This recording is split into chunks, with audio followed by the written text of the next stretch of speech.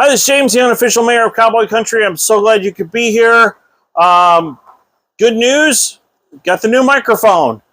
It wasn't working. I literally had to call T-Mobile, complained about it because the wired one I had also wasn't working.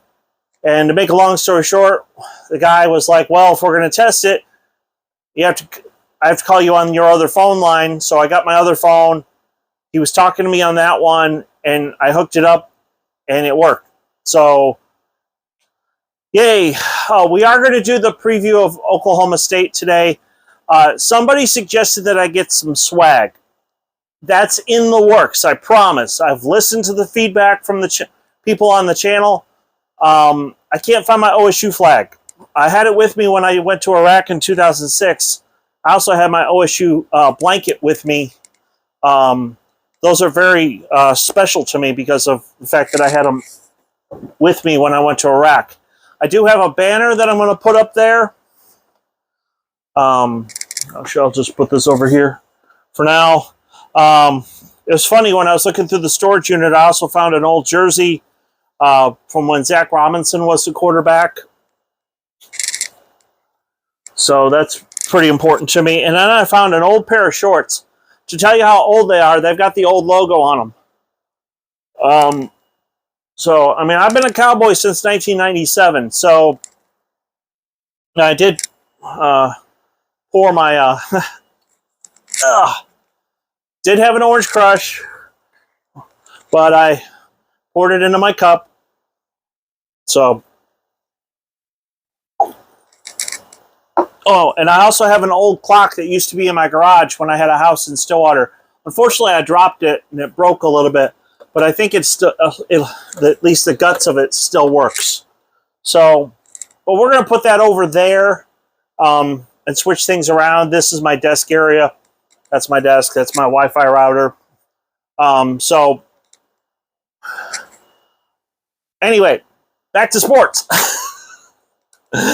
We are going to talk about my what I think about Oklahoma State. Obviously, I think they're a contender for the Big 12 this year. If you can't tell, I like the old logo. So here we go. Now, I don't agree with Phil Steele, mainly on the fact that he has Spencer Sanders ranked number 31.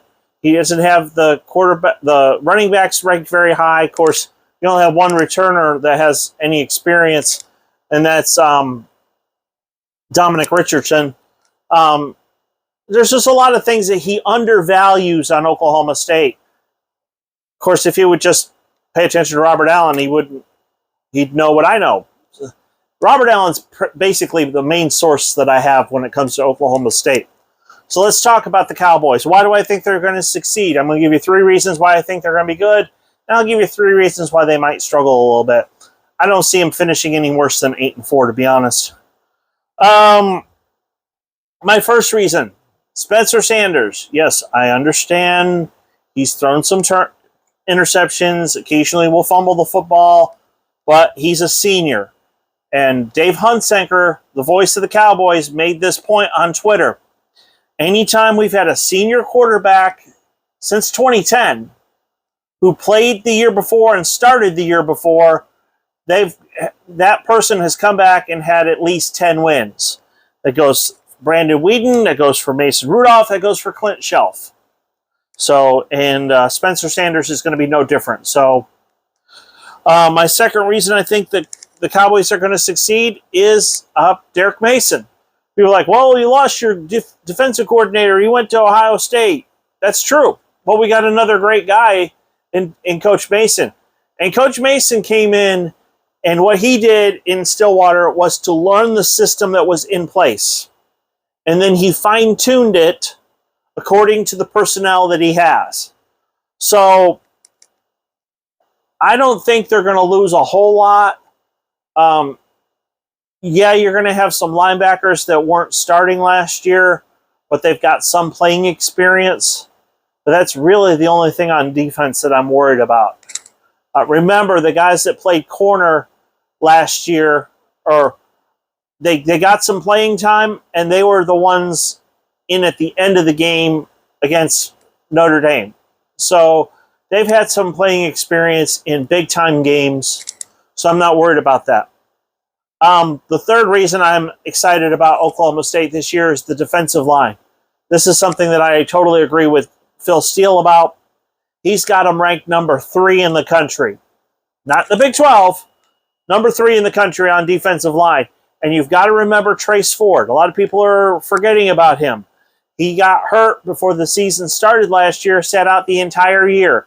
But during the year before, he was an absolute maniac. He was like the Tasmanian devil. He just was causing all kinds of chaos in the backfield for opposing offenses. So that defense is going to be very good this year. I have no doubt about it. Now, why would they struggle a little bit? Well, truth is, the schedule, number one. They got to play at Baylor, they got to play at OU, and they have to play at Kansas State. I was there in 2020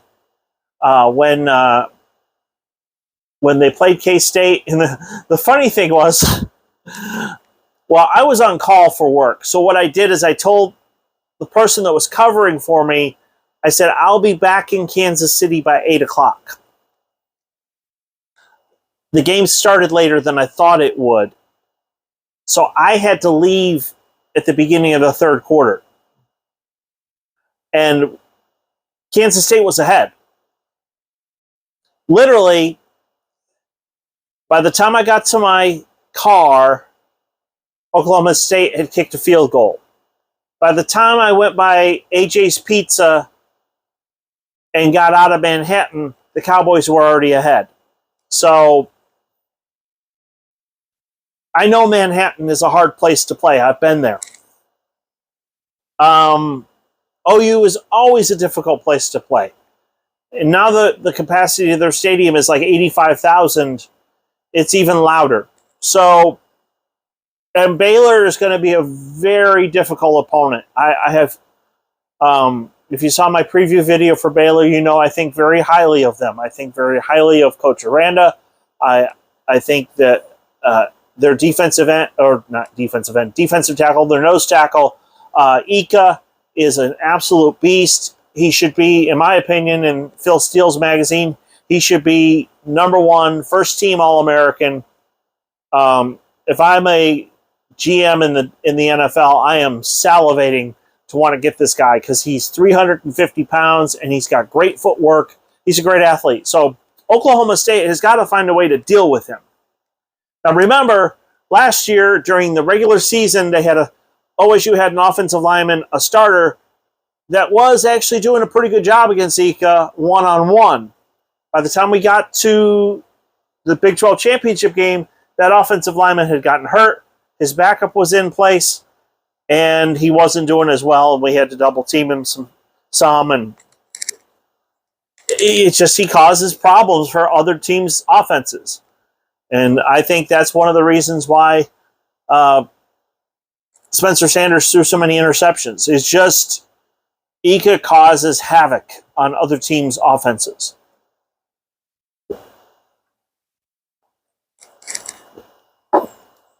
I hope and pray he ends up in Kansas City or Dallas. Second reason, you're losing Jalen Warren. Now, people didn't know who Jalen Warren wasn't last year until after the Boise State game. But when you got a guy that's 5'8", 210,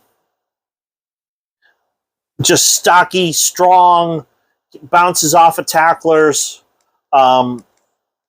he's just, there's a reason why he's going to play in the NFL, and there's a reason why he's actually number 2 on the Pittsburgh Steelers depth chart.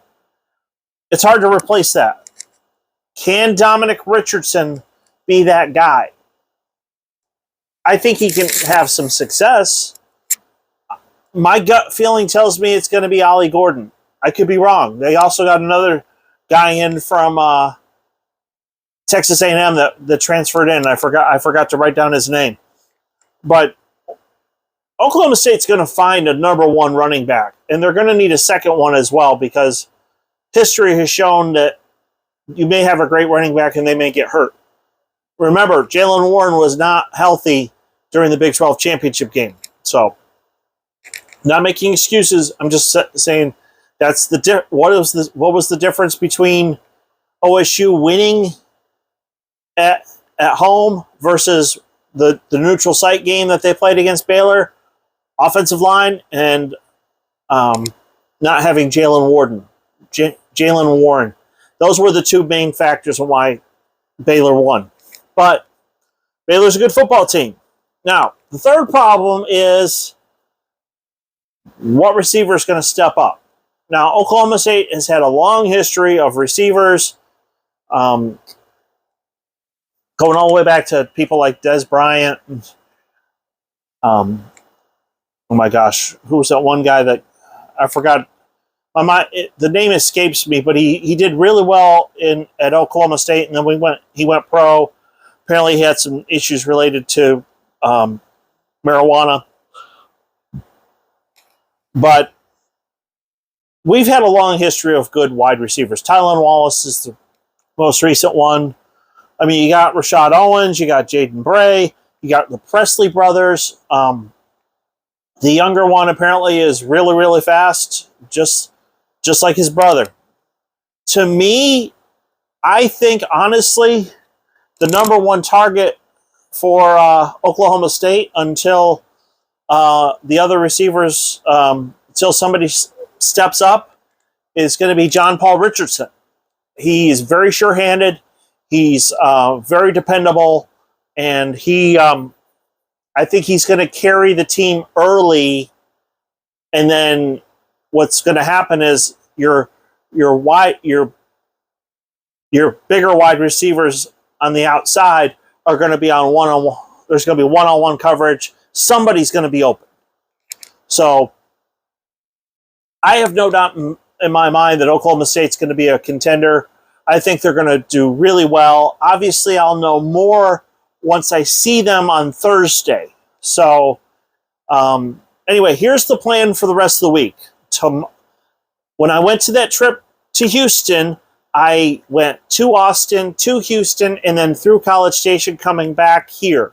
I live in the Killeen area, somewhere in Killeen. That's all I'm going to say. But I went to 3 different places. And then yesterday I recorded at Baylor. So I've already released the Houston video. I've already released the Texas video. Tomorrow I will release the A&M video, which is Tuesday. Wednesday I'll release the Baylor video. Now, I'm going to try to put a picture in there when I edit the video. But there's a point when I'm recording in College Station and I say, there's some construction going on next to the stadium and I don't know what it's for. I found out what it's for today. It's for their new indoor practice facility. And I was telling somebody earlier today, I said, of the 4 places I've visited, Houston actually has the best indoor practice facility.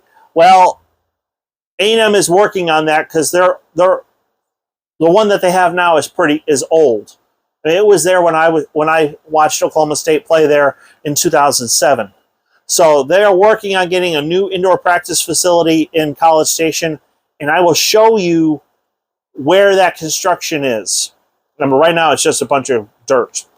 The other thing I've got a surprise for you, when I do the Baylor video, I was able to find out where their new basketball arena is going to be. It's right behind, there's this tower that's across the street on the highway, and that's where the office of the registrar is. Right next to it is where the new basketball arena is going to be. So anyway, I want to thank you for watching. If you're new, please hit like and subscribe. But I'm going to do my absolute best to make sure there's good content on here. Got to the new microphone. I have another flag coming, actually. That'll be in later this week. So that next time I do a video, a regular video, not a stadium one, it'll be over there, and you'll see an OSU flag, and you'll see some of this stuff hanging up. So until then, have a great night. Bye.